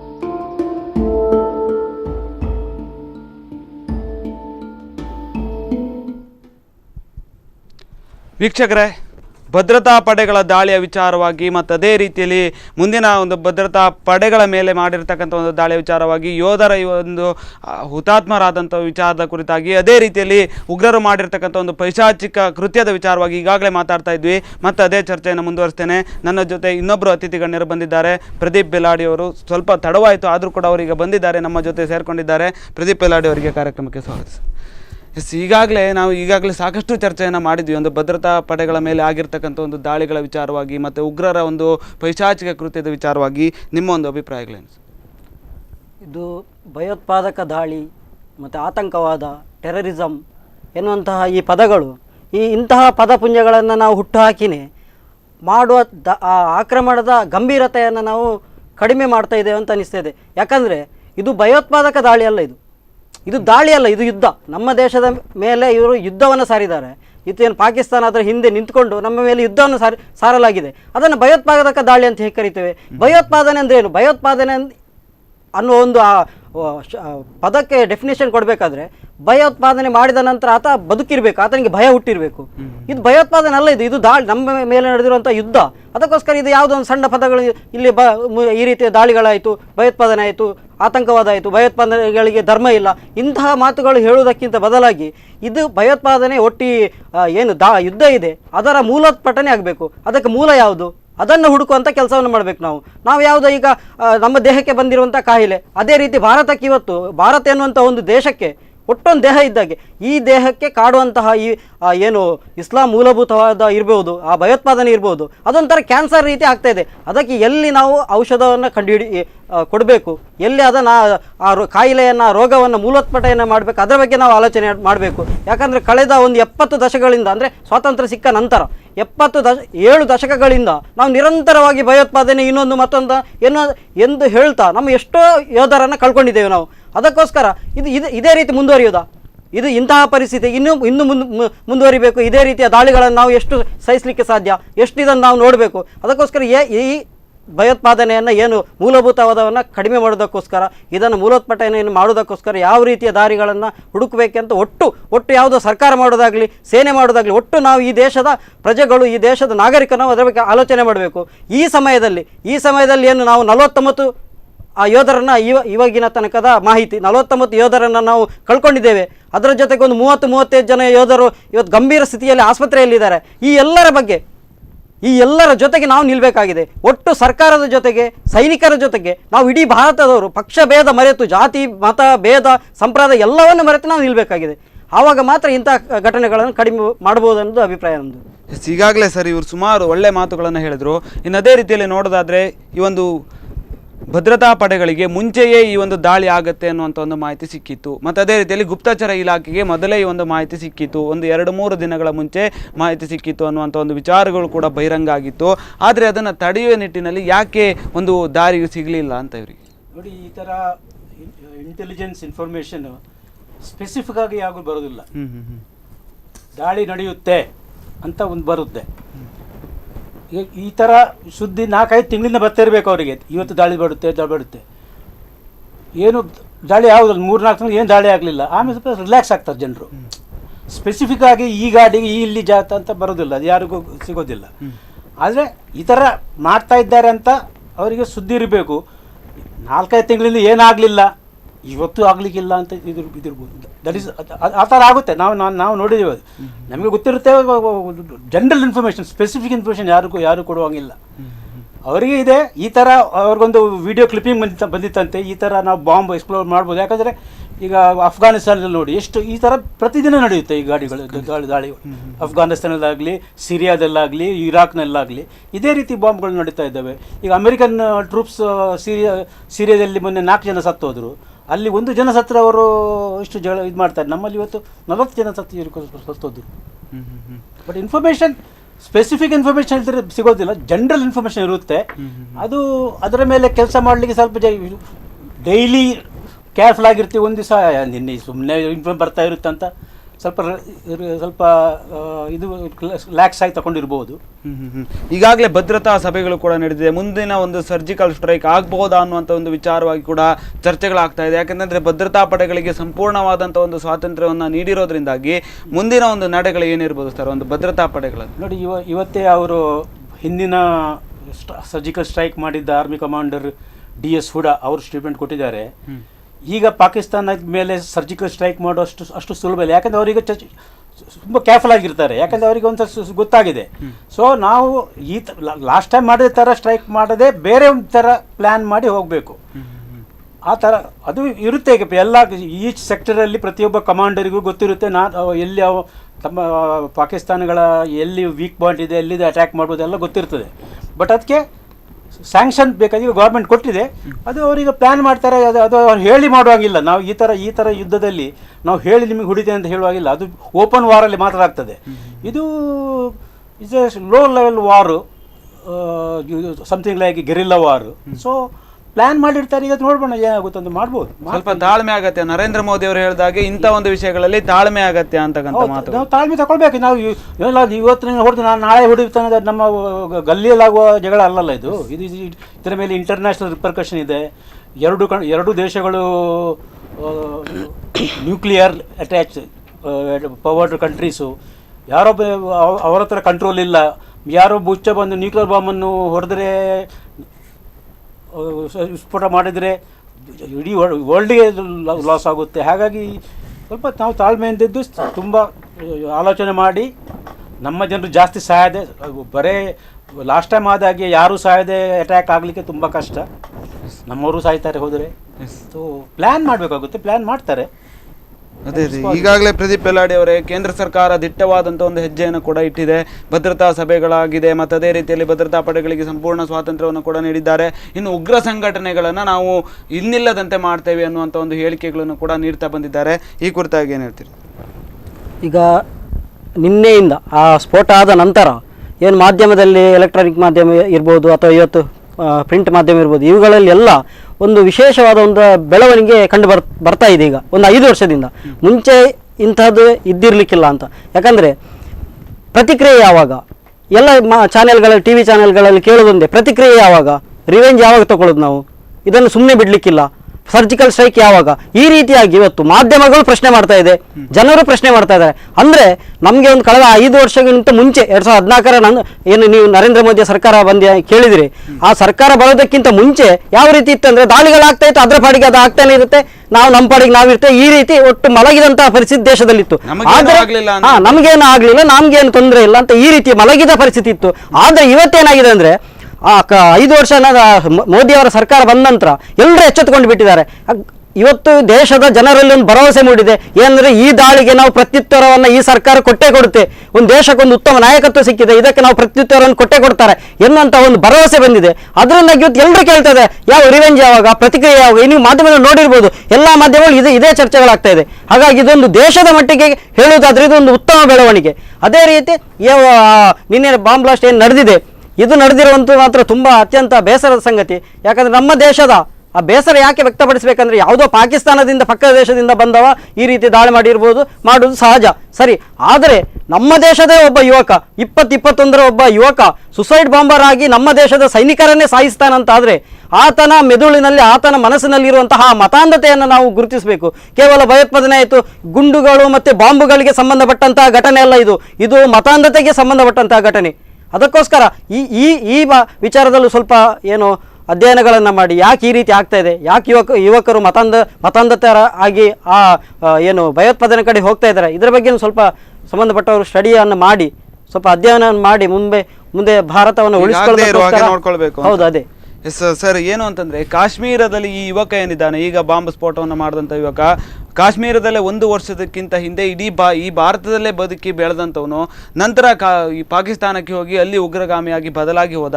ಯಾಕೆ ಈ ಕಾಶ್ಮೀರದಲ್ಲೇ ಪದೇ ಪದೇ ಉಗ್ರಗಾಮಿ ತಂಡಗಳಿಗೆ ಸೇರುವಂಥ ಒಂದು ಯುವಕರು ಜಾಸ್ತಿ ಆಗ್ತಾ ಇದ್ದಾರೆ ಅಂತ? ಅವರಿಗೆ ಭಾರತದಲ್ಲೇ ಒಂದು ಹೊಸ ಕೆಲಸಗಳನ್ನು ಮಾಡುವಂಥ ಒಂದು ಉತ್ತೇಜನಗಳಾಗಿರ್ಬೋದು, ಅಥವಾ ಕಾಶ್ಮೀರದಲ್ಲೇ ಏನಾದರೂ ಒಂದು ಕೆಲಸಗಳನ್ನು ಹುಡುಕುವಂಥ ಒಂದು ಕೆಲಸಗಳು, ಮಾಡುವಂಥ ಒಂದು ಕೆಲಸಗಳು, ಯಾಕೆ ಉಗ್ರಗಾಮಿ ತಂಡಕ್ಕೆ ಹೋಗಬೇಕು ಅಂತ ಯಾಕೆ ಅವ್ರ ಮನಸ್ಥಿತಿಗೆ ಬರುತ್ತೆ ಅಂತ? ಇದೊಂಥರ ಪ್ರೊಪಗಾಂಡ, ಜಾತಿವಾದಿ ಕೋಮುವಾದಿಗಳ ಒಂದು ಪ್ರೊಪಗಾಂಡ. ಈಗ ಕಾಶ್ಮೀರದಲ್ಲಿ ಈಗ ಸಪರೇಟಿಸ್ಟ್ಗಳಿದ್ದಾರೆ, ಹುರಿಯತ್ ಅಂತ ಇದೆ, JKLF ಅಂತ ಇದೆ. ಅವರೆಲ್ಲ ಅವರು ಪೊಲಿಟಿಕಲ್ ಪವರ್ ತಗೊಳ್ಳೋಕ್ಕೆ ಟ್ರೈ ಮಾಡ್ತಾ ಇದ್ದಾರೆ. ಆಮೇಲೆ ಈ ಯುವಕರನ್ನು ಅವರು ಪ್ರತಿಷ್ಠಿಸ್ತಾರೆ. ಆಮೇಲೆ ಆ ಧರ್ಮಕ್ಕಾಗಿ ಸತ್ತು ಹೋದರೆ ಅವನು ಸ್ವರ್ಗಕ್ಕೆ ಹೋಗ್ತಾನೆ ಅಂತ ಒಂದು ತಪ್ಪು ನಂಬಿಕೆ ಇಟ್ಟಿದ್ದಾರೆ. ಅವರ ಜಿಹಾದ್ ಎಂಬ ಶಬ್ದದ ಅರ್ಥ, ನಿನ್ನ ಅಭಿಪ್ರಾಯವನ್ನು ಒಪ್ಪದಿದ್ದರೆ ಅವನ ಹತ್ರ ಚರ್ಚೆ ಮಾಡಿ ಅವನ ಅಭಿಪ್ರಾಯ ಬದಲಿಸು, ಅದು ಜಿಹಾದ್. ಅವನನ್ನು ಕೊಲ್ಲುವುದು ಜಿಹಾದ್ ಅಲ್ಲ. ಈ ಥರ ಮಾಡ್ತಿದ್ದಾರೆ. ಆಮೇಲೆ ಅವ್ರಿಗೆ ಹೇಳ್ತೀವಿ, ಇವತ್ತು ಅವನ ಸ್ಟೇಟ್ಮೆಂಟ್ ಬಂದಿದೆಯಲ್ಲ, ನಿಮಗೆ ಈ ಸುದ್ದಿ ಸಿಗುವಾಗ ನಾನು ಸ್ವರ್ಗದಲ್ಲಿರ್ತೀನಿ, 72 ತರುಣಿಯರ ಜೊತೆ ಇರ್ತೀನಿ ಅಂತ ಅವನ ವಿಡಿಯೋ ಕ್ಲಿಪ್ ಬಂದಿದೆ. ಸ್ವರ್ಗದಲ್ಲಿ ಸಂಭ್ರಮಿಸ್ತಾ ಇರ್ತೇನೆ ನಾನು ಅನ್ನುವಂಥ ಒಂದು ಮಾತುಗಳನ್ನು ಯಾವ ಧರ್ಮದಲ್ಲಿಯೂ ನಿಮಗೆ ಸಂಬಂಧ ಇಲ್ಲದವನನ್ನು ಕೊಂದರೆ ನೀವು ಸ್ವರ್ಗಕ್ಕೆ ಯಾವ ಧರ್ಮ ಹೇಳ್ತದೆ? ಯಾವ ಧರ್ಮವನ್ನು ಹೇಳುವುದಿಲ್ಲ. ಇದು ಸುಮ್ಮನೆ ಇದೊಂದು ಪ್ರಚೋದನೆ ಕೊಟ್ಟು ಅವ್ರನ್ನ ಅದೇ ರೀತಿಯಲ್ಲಿ ಬ್ರೈನ್ ವಾಶ್ ಮಾಡಿರ್ತಾರೆ ಅಂತ. ಅದೇ ಬ್ರೈನ್ ವಾಶ್ ಮಾಡೋದು. ಅದೇ ಇನ್ನೊಂದು ಮಾತುಗಳೇನು ಅಂತಂದ್ರೆ, ಬಲಿದಾನ ವ್ಯರ್ಥವಾಗದಿರಲಿ ಅನ್ನುವಂಥ ಒಂದು ಮಾತುಗಳು ಕೇಳಿ ಬರ್ತಾ ಇದೆ. ಅಂದ್ರೆ 42 ಜನ 45 ಜನ ಹೀಗೆ ಯೋಧರು ತಮ್ಮ ಒಂದು ತ್ಯಾಗ ಬಲಿದಾನಗಳನ್ನ ಮಾಡಿ ಹೋಗಿದ್ದಾರೆ. ಅಂದ್ರೆ 42 ಕುಟುಂಬಗಳು ಈಗ ಅಕ್ಷರಶಃ 49 ಕುಟುಂಬಗಳು ಅಕ್ಷರಶಃ ಏನು ಅಂತ ಆಕ್ರಂದನದ ಸ್ಥಿತಿಯಲ್ಲಿದೆ. ಆಕ್ರಂದನ ಮುಗಿಲು ಮುಟ್ತಾ ಇದೆ. ಆ ಕುಟುಂಬದವರಿಗೆ ಏನು ಹೇಳ್ತೀರಿ? ಅದು ಕುಟುಂಬದವರಿಗೆ, ಯಾಕಂದರೆ ಏನು ಮಿಲಿಟರಿ ವ್ಯವಸ್ಥೆಯಲ್ಲಿ ಹೋಗುವಾಗಲೇ ಆತ ಒಂದು ದೇಶಕ್ಕೋಸ್ಕರ ಹೋಗಬೇಕಂದ್ರೆ ಪ್ರಾಣದ ಜೊತೆಗೆ ಅವ್ರಿಗೆ ಎಂಥ ಸಂಬಂಧ ಇರುತ್ತೆ ಅಂದರೆ ಗೊತ್ತಿರುತ್ತೆ, ಎಂಥ ಫೀಲಿಂಗ್ಗಳಿರುತ್ತೆ ಅಂತ. ಇವತ್ತೇನು ಅವರ ಮನೆಯ ಸದಸ್ಯರನ್ನು ಯೋಧರ ಮುಖಾಂತರ ಕಳ್ಕೊಂಡಿದ್ದಾರೆ, ಆ ಮನೆಯವರಿಗೆ ಈ ನೋವನ್ನು ತಡೆದುಕೊಳ್ಳುವಂಥ ಶಕ್ತಿಯನ್ನು ಕೊಡಲಿ ಅಂತ ಮಾತ್ರ ನಾವು ಹೇಳ್ಬೋದು ಅಷ್ಟೇ. ಆ ದೇವರು ಅವರಿಗೆ ನೋವನ್ನು ತಡೆದುಕೊಳ್ಳುವಂಥ ಶಕ್ತಿಯನ್ನು ಕೊಡಲಿ, ಅಷ್ಟನ್ನು ಮಾತ್ರ ನಾವು ಹೇಳ್ಬೋದು. ಅದರ ಜೊತೆಗೆ ಒಟ್ಟು ಆ ಕುಟುಂಬದವರ ನೋವಿನ ಒಂದಿಗೆ ನಾವು ಇದ್ದೇವೆ. ಒಟ್ಟು ನಾವು ಭಾರತೀಯರು ಎಲ್ಲರೂ ನಾವು ನಿಮ್ಮ ಜೊತೆ ಇದ್ದೇವೆ, ಯಾವುದಕ್ಕೂ ಆತಂಕ ಪಡಬೇಕಾಗಿಲ್ಲ. ಸರ್, ಏನು ಅಂತಂದರೆ ಈಗ ಕಾಶ್ಮೀರದ ವಿಚಾರವಾಗಿ ನಾನು ಮಾತಾಡ್ತೇನೆ. ಯಾಕೆಂದರೆ ಅಲ್ಲಿ ಕಾಶ್ಮೀರದ ವಿಚಾರವಾಗಿ ಅಂತಂದರೆ ಅಲ್ಲಿ ಚಳಿ ಮಳೆ ಗಾಳಿಯನ್ನು ಯಾವುದನ್ನು ಕೂಡ ಲೆಕ್ಕಿಸದೆ ಯೋಧ ಅಲ್ಲಿ ನಮಗೋಸ್ಕರ ಕಾಯ್ತಾ ಇರ್ತಾನೆ. ಕಾಶ್ಮೀರ ಅಂತಲ್ಲ, ಅಸ್ಸಾಮು ಬಂತು, ಇನ್ನೂ ಸಾಕಷ್ಟು ಸೂಕ್ಷ್ಮ ಪ್ರದೇಶಗಳಿದೆ. ಅಂಥ ಸಂದರ್ಭದಲ್ಲಿ ಒಂದು ಯೋಧನ ಮನಸ್ಥಿತಿ ಹೇಗಿರುತ್ತೆ ಸರ್? ನೀವು ಕೂಡ ನಿವೃತ್ತ ಯೋಧರು, ನಿಮ್ಮ ಒಂದು ಅನಿಸಿಕೆಗಳು, ನೀವು ಕಂಡಂಥ ಒಂದು ಅಲ್ಲಿಯ ಯೋಧರಲ್ಲಿ ಒಂದು ಹುಮ್ಮಸ್ಸು ತುಂಬ ಜಾಸ್ತಿ ಇರ್ತದೆ. ನಾವು ದೇಶಕ್ಕಾಗಿ ಹೋರಾಡ್ತಾ ಇದ್ದೇವೆ ಅಂತ ಆ ಹುಮ್ಮಸ್ಸು ತುಂಬ ಜಾಸ್ತಿ ಇರುತ್ತೆ. ಬಟ್ ಅವರ ಒಂದು ಲೈಫ್, ಒಬ್ಬ ಯೋಧನ ದಿನಚರ ಹೇಗಿರುತ್ತಂದರೆ, ಬೆಳಿಗ್ಗೆ 3 ಗಂಟೆಗೆ ಅವನಿಗೆ ಡ್ಯೂಟಿಗೆ ಕಳಿಸ್ತಾರೆ. 3 ಗಂಟೆಗೆ ಶುರು ಮಾಡಿ ಅವನು ವಾಪಸ್ ಬರೋದು ಮಧ್ಯಾಹ್ನ 3 ಗಂಟೆ ನಂತರ. ಮತ್ತು ಆಮೇಲೆ ಇನ್ನೊಂದು ಪಾರ್ಟಿ ಹೋಗುತ್ತೆ. ಅದರಲ್ಲಿ ಈಗ ಕಾಶ್ಮೀರದಲ್ಲಿ ಒಂದು ಪಾರ್ಟಿ, ಅದು ROP ಪಾರ್ಟಿ ಅಂತ, ರೋಡ್ ಓಪನಿಂಗ್ ಪಾರ್ಟಿ ಅಂತ. ಅವರ ಕೆಲಸ ಆ ರೋಡನ್ನು ಚೆಕ್ ಮಾಡಿ ಅಲ್ಲಿ ಯಾವುದು ಬಾಂಬ್ ಇಲ್ಲ ಅಂತ ಕ್ಲಿಯರ್ ಮಾಡೋದು, ಅದೇ ಕೆಲಸ ಅವರಿಗೆ. ಆಮೇಲೆ ಇನ್ನೊಂದು ಸರ್ವೆ ಪಾರ್ಟಿ ಇರುತ್ತೆ, ಅವರು ಪ್ರತಿಯೊಂದು ಕಡೆ ಹೋಗಿ ಅದನ್ನು ಚೆಕ್ ಮಾಡ್ತಾ ಇರ್ತಾರೆ. ಆಮೇಲೆ ಅವರಿಗೆ ಸಪೋರ್ಟ್ ಕೊಡಲಿಕ್ಕೆ ಮತ್ತು ಊಟ ತಗೊಂಡು ಹೋಗೋ ಪಾರ್ಟಿ ಬೇರೆ ಇರುತ್ತೆ. ಸೊ ಅವರು 24 ಗಂಟೆಯಲ್ಲಿ ಅವರಿಗೆ ಮಲಗಲಿಕ್ಕೆ 5 ರಿಂದ 6 ಗಂಟೆಗಿಂತ ಜಾಸ್ತಿ ಸಮಯ ಸಿಗೋದಿಲ್ಲ. ಒಂದು ಕರೆ ಇದೆ ಸರ್. ಹಲೋ, ಎಲ್ಲಿಂದ ಕರೆ ಮಾಡ್ತಾ ಇದ್ದೀರಿ ಸರ್? ನಿಮ್ಮ ಹೆಸರು ಹೇಳಿ ಸರ್, ಹೇಳಿ. ಹಲೋ, ಹೇಳಿ ಸರ್. ನಾವು ಇವತ್ತು ಜೈ ಹಿಂದ್, ಬಲಿದಾನ ವ್ಯಕ್ತವಾಗದಿರಲಿ ಅನ್ನುವಂಥ ಒಂದು ಕಾರ್ಯಕ್ರಮವನ್ನು ಮಾಡ್ತಾ ಇದ್ದೇವೆ. ಉಗ್ರರ ದಾಳಿಯ ವಿಚಾರವಾಗಿ ಮತ್ತು ಇದೇ ರೀತಿಯಲ್ಲಿ ಯೋಧರು ಹುತಾತ್ಮರಾದಂಥ ಒಂದು ವಿಚಾರವಾಗಿ.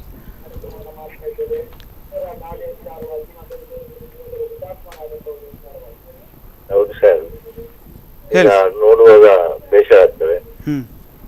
2016, 17, 18 ಈ 3 ವರ್ಷದಲ್ಲಿ 173 ಸೈನಿಕರು ನಾವು ಕಳಗೊಂಡಿದ್ದೇವೆ ಉಗ್ರರ ಅಟ್ಟಹಾಸಕ್ಕೆ. ಉಗ್ರರಿಗೆ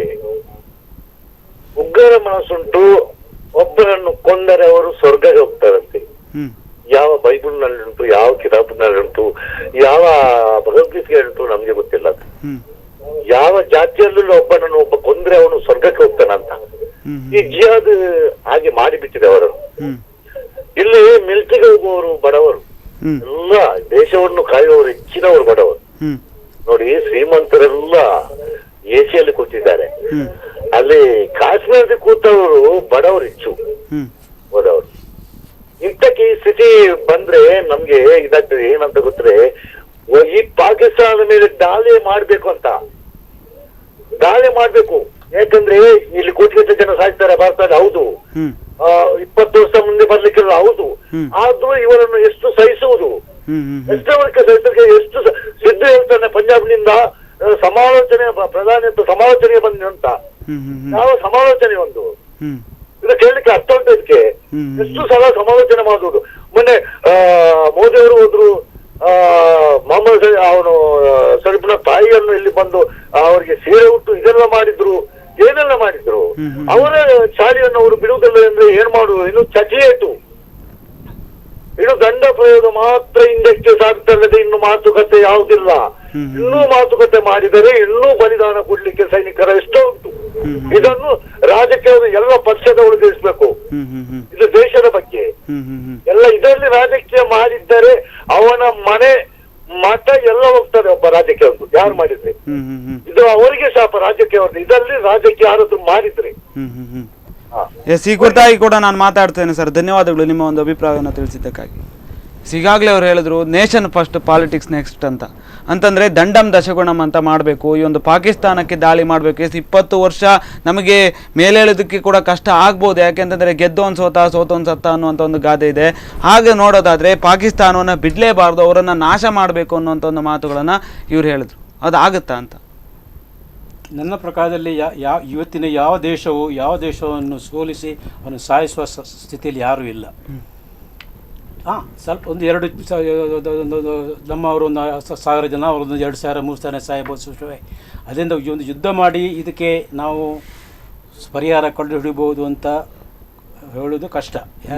ಯಾಕಂದರೆ ಎಲ್ಲ ಪಾಕಿಸ್ತಾನವು ನಮ್ಮಷ್ಟೇ ಸ್ಟ್ರಾಂಗ್ ಆಗಿದೆ ಆರ್ಮಿಯಲ್ಲಿ. ನಾವು ಅಷ್ಟು ವೀಕ್ ಆಗಿದೆ ಅಂತ ನಾವು ತಿಳ್ಕೊಳ್ಬಾರ್ದು. ಆದರೆ ಈಗ ಏನಾಗಿದೆ ಅಂದರೆ ಪಾಕಿಸ್ತಾನದ ಮೇಲೆ ಎಲ್ಲ ಇಡೀ ಜಗತ್ತಿನ ಎಲ್ಲ ದೇಶಗಳು ಅದನ್ನು ಕಂಡೆಮ್ ಮಾಡ್ತಾ ಇದ್ದಾವೆ. ಪ್ಲಸ್ ಅವರ ಇಕನಾಮಿ ತುಂಬ ಕಷ್ಟ ಇದೆ. ಸೊ ನಾವು ಒಂದು 15 ದಿವಸ ಯುದ್ಧ ಮಾಡಬೇಕಾದ್ರೆ ಅವರ ಹತ್ರ 4 ದಿವಸಕ್ಕಿಂತ ಜಾಸ್ತಿ ಯುದ್ಧ ಮಾಡುವ ತಾಕತ್ತು ಅವ್ರ ಹತ್ರ ಇಲ್ಲ. ನಮ್ಮಲ್ಲೂ 15 ದಿವಸಕ್ಕಿಂತ ದೊಡ್ಡ ಯುದ್ಧ ಮಾಡುವಷ್ಟು ತಾಕತ್ತು ನಮ್ಮಲ್ಲೂ ಇಲ್ಲ.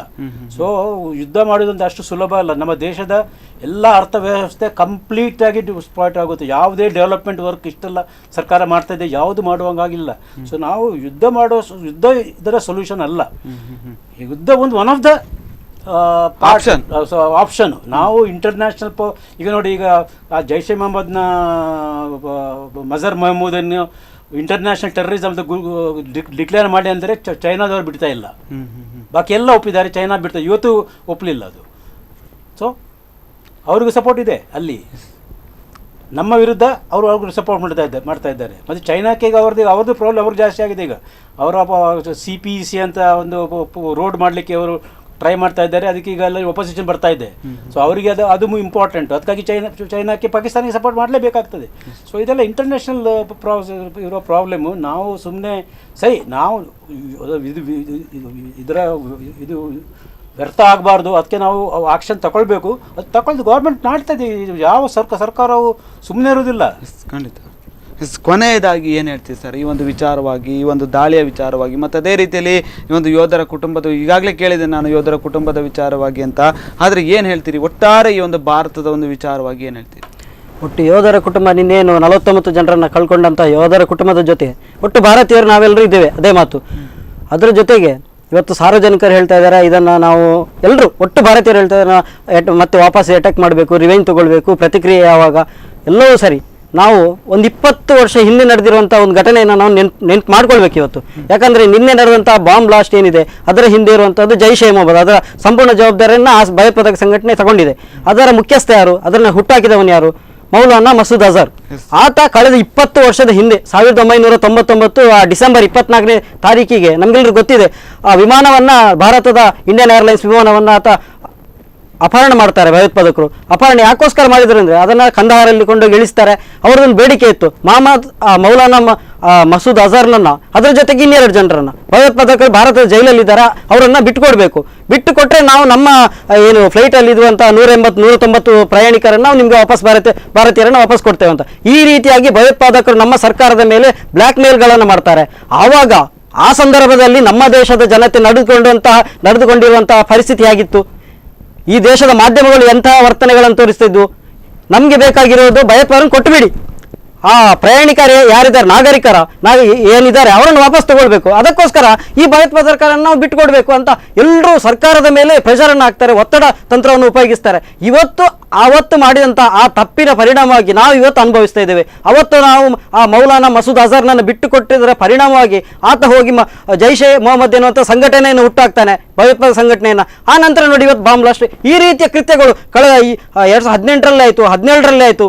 ಈ ರೀತಿಯ ಕೃತ್ಯಗಳನ್ನು ನಾವು ಅವತ್ತು ಒಟ್ಟು ದೇಶದ ಪ್ರಜೆಗಳಾಗಲಿ ಮಾಧ್ಯಮಗಳಾಗಲಿ ದೇಶದ ಪರವಾಗಿ ಸರ್ಕಾರದ ಪರವಾಗಿ ನಿಲ್ತಿದ್ರೆ, ಇಲ್ಲ ನಾವು ಬಲಿದಾನ ಮಾಡಬೇಕಂತಲ್ಲ, 180 ಜನರು ನಾವು ಸಾಯ್ಬೇಕು, ಅವರು ನಾವು ಬಿಟ್ಕೊಡೋದಿಲ್ಲ ಆ ರೀತಿಯ ಮಾತಲ್ಲ. ಆದರೂ ಇಲ್ಲ, ನಾವು ಅದು ಏನು ಬೇಕಾದ್ರೂ ಆಗಲಿ ನಾವು ಬಲಿದಾನ ಯಾಕಂದ್ರೆ ಇವತ್ತು ನಿನ್ನೆ ಸೈನಿಕರ ಬಲಿದಾನ ಆಯಿತು. ಅವರಾಗ ಕೋಲಾರ ಹೇಳಿದ್ರು 173 ಜನ ಸೈನಿಕರ ಬಲಿದಾನ ಕಳೆದ 3 ವರ್ಷಗಳಿಂದ ಆಗ್ತಾ ನಡೆದಿದೆ ಅಂತ. ಯಾಕೆ ನಾವು ಯಾವಾಗಲೂ ಸೈನಿಕರೇ ಬಲಿದಾನ ಆಗಬೇಕಾ? ನಾವು ಭಾರತೀಯರು ದೇಶಕ್ಕೋಸ್ಕರ, ಈ ದೇಶಕ್ಕೋಸ್ಕರ ಸೈನಿಕರೇ ಯಾಕೆ ಬಲಿದಾನ ಆಗಬೇಕು? ನಾವು ಭಾರತೀಯರಿಗೂ ಪ್ರತಿಯೊಬ್ಬ ಪ್ರಜೆಗೂ ಈ ದೇಶದಲ್ಲಿ ಬದುಕುವ ಹಕ್ಕು ಇದೆ, ಕರ್ತವ್ಯನೂ ಇದೆ. ನಾವು ದೇಶದ ಪ್ರಶ್ನೆ ಬಂದಾಗ, ದೇಶದ ಭದ್ರತೆಯ ಪ್ರಶ್ನೆ ಬಂದಾಗ ನಾವು ಅದಕ್ಕೋಸ್ಕರ ಬಲಿದಾನವನ್ನು ಕೊಡಲಿಕ್ಕೆ ತಯಾರಾಗಿದ್ದೇವೆ ಎನ್ನುವಂತಹ ಮನಸ್ಥಿತಿ ಕಳೆದ 20 ವರ್ಷದ ಹಿಂದೆ ನಮ್ಮ ಹೈಜಾಕ್ ಆಗಿರುವಂತಹ ಪ್ರಯಾಣಿಕರ ಮನೆಯವರಿಗೂ ಮತ್ತು ಮಾಧ್ಯಮಗಳಿಗೆ ಯಾವತ್ತೂ ಇರಲಿಲ್ವೋ ಅದೇ ಪರಿಸ್ಥಿತಿಯಿಂದಾಗಿ ನಾವು ಇವತ್ತು ಅವತ್ತು ಮಾಡಿದ ತಪ್ಪನ್ನು ಇವತ್ತು ಅನುಭವಿಸ್ತಾ ಇದ್ದೇವೆ. ಆ ಜೈಷೆ ಮೊಹಮ್ಮದ್ನ ಮುಖ್ಯಸ್ಥ ನಮಗೆ ಏನು ಇದರ ಬಗ್ಗೆ ನಾನೊಂದು ಮಾತು ಹೇಳ್ತೇನೆ. ಆ ಅಪಹರಣಗೊಟ್ಟ ಆ ಪ್ಲೇನ್ ಅನ್ನು ಅಮೃತ್ಸರಲ್ಲಿ ಇಳಿಸಿದ್ರು ಪೆಟ್ರೋಲ್ ಹಾಕ್ಲಿಕ್ಕೆ. ಅದರ ಮುಂದೆ ಒಂದು ಟ್ರಕ್ ಇಟ್ಟಿದ್ರೆ ಆ ಪ್ಲೇನ್ ಹೋಗುವಾಗ ಇರಲಿಲ್ಲ. ಬಟ್ ಗೌರ್ಮೆಂಟ್ ಮೇಲೆ ಪ್ರೆಷರ್ ಬಂತು, ಅದು ಹೋಗ್ಲಿ ಅಂತ. ಇದು ಇವರು ಹೇಳಿದಾಗ ನಮ್ಮ ಮಾಧ್ಯಮಗಳು, ನಮ್ಮ ಜನರು, ನಮ್ಮ 180 ಜನರಿಗೆ ಏನಾಗ್ತದೆ ಅವರನ್ನು ಬಿಟ್ಟು ಅವ್ರಿಗೆ ಹೋಗ್ಲಿ, ನಮ್ಮವ್ರಿಗೆ ಈ ಜೈಲಲ್ಲೆಲ್ಲ ಕಳಿಸಿ ಅಂತ ಹೇಳಿದ್ರು. ನಾವ್ಯಾಕೆ ಈ ಜೈಲರನ್ನ ಅವರಿಗೆ ನೀವು ಸರೆಂಡರ್ ಆಗಬೇಡಿ, ಅಮೃತ್ಸರಲ್ಲೇ ಹಾರಲಿಕ್ಕೆ ಬಿಡಬೇಡಿ. ಏನು ಮಾಡ್ತಾಯಿದ್ರು? 23 ಜನ ಕೊಲ್ತಾ ಇದ್ರು ಅಷ್ಟೇ. ಆ ವಿಮಾನಕ್ಕೆ ಅಟ್ಯಾಕ್ ಮಾಡಿದ್ರೆ, ಕಮಾಂಡೋ ಅಟ್ಯಾಕ್ ಆಗಿದ್ರೆ 23 ಜನ ಸಾಯ್ತಿದ್ರು, ಬಾಕಿ ಉಳಿತಾ ಇದ್ರು. ಮತ್ತೆ ಇವರೆಲ್ಲ ಉಳಿತಾ ಇದ್ರು. ನಮ್ಮ ಹತ್ರ ಕಮಾಂಡೋ ಪಡೆಗಳು ಇದ್ದವು, ಬಟ್ ಎಷ್ಟು ದೊಡ್ಡ ಬೆಲೆ ತೆರಬೇಕಾಯ್ತು ಅವತ್ತು ಮಾಡಿದ ತಪ್ಪಿನಿಂದ. ತಪ್ಪು ಅಂತಲ್ಲ, 180 ಜನರ ಪ್ರಾಣ ಹೋಗ್ಬೇಕು ಆ ರೀತಿ ನಾವು ಆಶಿಸ್ತಾ ಇಲ್ಲ. ಆದ್ರೂ ಭಾರತದ ದೇಶದ ಭದ್ರತೆಯ ಪ್ರಶ್ನೆ ಬಂದಾಗ, ದೇಶದ ಸ್ವಾಭಿಮಾನದ ಪ್ರಶ್ನೆ ಬಂದಾಗ ಬಲಿದಾನ ಕೊಡ್ಲಿಕ್ಕೆ ನಾವು ತಯಾರಾಗಿರ್ಬೇಕು. ಯಾಕೆ ಸೈನಿಕರೇ ಬಲಿದಾನ ಕೊಡ್ಬೇಕು? ಯಾವಾಗಲೂ ಗಡಿಯನ್ನ ಕಾಯುವುದಕ್ಕೋಸ್ಕರ ಸೈನಿಕರಿದ್ದಾರೆ. ದೇಶದ ಒಳಗೆ ಏನು ಈ ದೇಶ ವಿರೋಧಿ ಚಟುವಟಿಕೆ ನಡೀತಾ ಇದೆ, ಈ ಎಲ್ಲವನ್ನ ತಡೆಯುವುದಕ್ಕೋಸ್ಕರ ನಾವು ತಯಾರಾಗಿದ್ದೇವೆ ಎನ್ನುವಂಥ ಸಂಕಲ್ಪವನ್ನ ನಾವು ಮಾಡಿದ್ರೆ ಮಾತ್ರ ನಿನ್ನೆ 49 ಜನ ಏನು ಸೈನಿಕರು ಪ್ರಾಣವನ್ನು ಕಳ್ಕೊಂಡಿದ್ದಾರೆ ಅವರಿಗೆ ಈ ರೀತಿಯಿಂದಾಗಿ ಶ್ರದ್ಧಾಂಜಲಿಯನ್ನು ಅರ್ಪಿಸಬಹುದು. ಅದನ್ನು ಬಿಟ್ಟು ಅವರಿಗೆ ಹೂವಿನ ಹಾರ ಹಾಕುವುದು, ಇನ್ನೂ ಮೇಣದ ಬತ್ತಿಯನ್ನು ಉರಿಸುವುದು, ಇದರಿಂದ ನನಗಂತೂ ಸಾಧ್ಯ ಇಲ್ಲ ಅಂತ. ಅಂದರೆ ನಮ್ಮ ಸಾಂಕೇತಿಕವಾಗಿ ಮಾಡ್ಬೋದು, ಆದರೆ ನಮ್ಮ ಮನಸ್ಸಲ್ಲಿ ನಾವು ದೃಢ ಸಂಕಲ್ಪವನ್ನು ಮಾಡಬೇಕು. ಇನ್ನು ಮುಂದಕ್ಕೆ ಭಾರತದ ಒಳಗಿನ ಶತ್ರುಗಳ ವಿರುದ್ಧ ನಾವು ಹೋರಾಟವನ್ನು ಮಾಡ್ತೇವೆ. ಅಂತಹ ದೇಶ ವಿರೋಧಿ ಚಟುವಟಿಕೆ ಬಂದಾಗ ಅದನ್ನು ನಾವು ವಿರೋಧಿಸಬೇಕು. ಅಂತಹ ಒಂದು ನಾವು ಕಠಿಣವಾದಂಥ ಮನಸ್ಸನ್ನು ಬೆಳೆಸ್ಕೊಂಡಾಗ ಈ ದೇಶದಲ್ಲಿ ಮುಂದೆ ಯಾವತ್ತೂ ಇಂತಹ ಚಟುವಟಿಕೆ ಆಗಲಿಕ್ಕೆ ಸಾಧ್ಯ ಇಲ್ಲ. ನಿನ್ನೆ ನಡೆದಂತಹ ಘಟನೆ ಮರುಕಳಿಸಲಿಕ್ಕೆ ಸಾಧ್ಯನೇ ಇಲ್ಲ. ಕೊನೆಯದಾಗಿ ಸರ್, ಒಂದು ಯೋಧರ ಕುಟುಂಬದ ಪರವಾಗಿ ನಾವು ಹೇಗೆ ನಿಲ್ಲಬೇಕು ಅನ್ನೋಂಥ ಒಂದು ವಿಚಾರಗಳಾಗಿರಲಿ ಅಥವಾ ಭಾರತ್ ಕಿ ವೀರ್ ಅಂತ ವೆಬ್ಸೈಟ್ಗಳ ಕುರಿತಾಗಿ ಆಗಿರಲಿ, ಏನು ಹೇಳ್ತೀರಿ ಸರ್? ನೋಡಿ, ನಾವು ನಮ್ಮ ದೇಶದಲ್ಲಿ ನಾವು ಸ್ವಲ್ಪ ಇಮೋಷನಲ್, ಈ ಥರ ಘಟನೆಗಳಾದಾಗ ನಾವು ನಮ್ಮ ಯೋಧರಿಗೆ ಅವರಿಗೆ ಇದು ಮಾಡಬೇಕು ಹೇಳ್ತೇವೆ. ನಮ್ಮ ಯೋಧರ ಅಕ್ಕಪಕ್ಕದಲ್ಲಿರೋ ಯೋಧರ ಕುಟುಂಬಗಳಿಗೆ ನಮ್ಮ ಸಮಾಜ ಅವರಿಗೊಂದು ಧೈರ್ಯ ಕೊಡಬೇಕು. ನಿಮಗೆ ಏನಾದರೂ ತೊಂದರೆ ಆದರೆ ನಿಮ್ಮ ಜೊತೆ ನಾವಿದ್ದೇವೆ, ನಿಮ್ಮ ಏನು ಪ್ರಾಬ್ಲಮ್ ಇದ್ದರೆ ಅದನ್ನು ಸಾಲ್ವ್ ಮಾಡಲಿಕ್ಕೆ ನಾವಿದ್ದೇವೆ. ನಿಮ್ಮ ಆಸ್ತಿ ಜಗಳ ಆಗಲಿ ಅಥವಾ ನಿಮಗೆ ಏನಾದರೂ ಮನೆ ಕಟ್ಟುವಾಗ ತೊಂದರೆ ಆಗಲಿ, ಯಾಕಂದರೆ ಈ ಕಂದಾಯ ಇಲಾಖೆಯಲ್ಲಿ ಆಗುತ್ತಿರುವ ಅನಾಹುತಗಳನ್ನು ನೋಡಿದ್ದೀರಿ. ನಿಮ್ಮ ಹೆಸರಿಗೆ ಒಂದು ರೇಷನ್ ಕಾರ್ಡ್ ಮಾಡಲಿಕ್ಕೆ ಎಷ್ಟು ಕಷ್ಟ ಬರುತ್ತೆ. ಅವನು ಯೋಧ ಬರದೆ ಅವನ ಹೆಂಡತಿಗೆ ಈ ರೇಷನ್ ಕಾರ್ಡ್ ಸಿಗೋದಿಲ್ಲ. ಅದಕ್ಕೆ ಯಾರಾದರೂ ನಮ್ಮ ಸಮಾಜದವರು ಒಟ್ಟುಗೂಡಿ ಅವರಿಗೆ ಬೇಕಾದ ವ್ಯವಸ್ಥೆ ಮಾಡಿದರೆ ಆಗ ಅಲ್ಲಿರೋ ಸೋಲ್ಜರ್ ಸೋಚಿಸ್ತಾನೆ, ನನ್ನ ಮನೆ ಪಕ್ಕದಲ್ಲೂ ನನ್ನ ಸಮಾಜದವರು ನನ್ನ ಕುಟುಂಬದವರು ನೋಡ್ತಾರೆ. ಆ ಥರ ಪ್ರತಿಯೊಬ್ಬರು ಮಾಡಬೇಕು. ಆಗ ಈ ಥರ ನಾವು ಯಾವುದು ಸಪೋರ್ಟ್ ಕೊಡಬೇಕಾಗಿಲ್ಲ. ಅವರಿಗೆ ಗೊತ್ತಿರುತ್ತೆ ನಮ್ಮ ಸಮಾಜ ನಮ್ಮನ್ನು ರಕ್ಷಿಸುತ್ತೆ. ಇದೇ ನೋಡಿ, ಈಗ ಅಮೆರಿಕದಲ್ಲಿ ನೋಡಿ, ಒಂದು ಅಮೆರಿಕದಲ್ಲಿ ಸೋಲ್ಜರು ಏರ್ಪೋರ್ಟಲ್ಲಿ ಹೋದರೆ ಎಲ್ಲರೂ ಅವ್ರಿಗೆ ಸಲ್ಯೂಟ್ ಹೊಡಿತಾರೆ.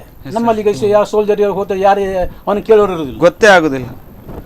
bharatveer.government.in ಈ ವಿಚಾರವಾಗಿ ಏನು ಹೇಳ್ತೀರಿ ಸರ್? ಇದು bharatkeveer.government.in ಇದು ಒಂದು ವೆಬ್ಸೈಟು, ಸರ್ಕಾರದ ಒಂದು ವೆಬ್ಸೈಟು. ಅದಕ್ಕೆ ದುಡ್ಡು ಕಳಿಸಿದರೆ ನಾವು ಅದರಲ್ಲಿ ಯಾರಿಗೆ ಕೊಡಬೇಕಂತ ಕೊಟ್ಟರೆ ಅವರಿಗೆ ಹೋಗುತ್ತೆ. ಇಲ್ಲ ಅಂದರೆ ಅಲ್ಲಿರೋ ಒಂದು ಕಮಿಟಿ ಡಿಸೈಡ್ ಮಾಡಿ ಯಾರಿಗೆ ಬೇಕೋ ಅವರು ಯೋಧರಿಗೆ ಹುತಾತ್ಮರ ಕುಟುಂಬಕ್ಕೆ ದುಡ್ಡುಗಳನ್ನು ಕೊಡ್ತಾರೆ. ಧನ್ಯವಾದ ಸರ್. ಇಷ್ಟೊತ್ತು ಈ ಒಂದು ವಿಚಾರವಾಗಿ ಒಂದು ಕಾರ್ಯಕ್ರಮದಲ್ಲಿ ಭಾಗಿಯಾಗಿದ್ದಕ್ಕೆ ಧನ್ಯವಾದಗಳು. ವೀಕ್ಷಕರೇ, ನೀವೇ ನೋಡಿದ ಹಾಗೆ ಇದು ಭದ್ರತಾ ಪಡೆಗಳ ಮೇಲೆ ಹೇಗೆ ದಾಳಿಗಳಾಯಿತು, ಉಗ್ರರ ದಾಳಿಗಳಾಯಿತು ಅಂತಕ್ಕಂಥ ಒಂದು ವಿಚಾರಗಳು.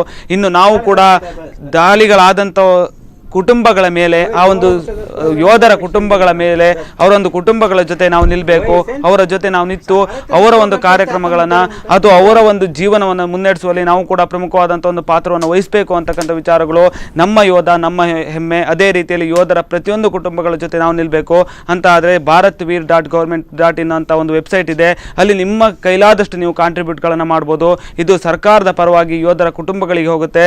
ನೀವು ಸ್ಪಂದನ ವಾಹಿನಿ ಕೂಡ ಇದೇ ವಿಚಾರದಲ್ಲಿ ದಿಟ್ಟ ಹೆಜ್ಜೆ ಇಟ್ಟಿದೆ. ನೀವು ನಮಗೂ ಕೂಡ ಆ ಒಂದು ಸ್ನ್ಯಾಪ್ಶಾಟ್ಗಳನ್ನು ಕಳಿಸಿದ್ರೆ ಇನ್ನೂ ಹಲವಾರು ಜನರಿಗೆ ಗೊತ್ತಾಗುತ್ತೆ. bharatveer.government.in ವಿಚಾರವಾಗಿ ಇನ್ನೂ ಹಲವಾರು ಯೋಧರ ಕುಟುಂಬಗಳಿಗೆ ಇನ್ನೂ ಕೂಡ ಬೆಳಕಾಗುತ್ತೆ ಅಂತಕ್ಕಂಥ ಮಾಹಿತಿಗಳನ್ನು ಹೇಳ್ತಾ ಈ ಒಂದು ಕಾರ್ಯಕ್ರಮವನ್ನು ಮುಗಿಸ್ತಾ ಇದ್ದೇನೆ. ಇದೇ ಇವತ್ತಿನ ವಿಶೇಷ. ಇನ್ನಷ್ಟು ಸುದ್ದಿ ಮತ್ತು ಮನೋರಂಜನೆಗಳಿಗಾಗಿ ನೋಡ್ತಾ ಇರಿ ಸ್ಪಂದನ.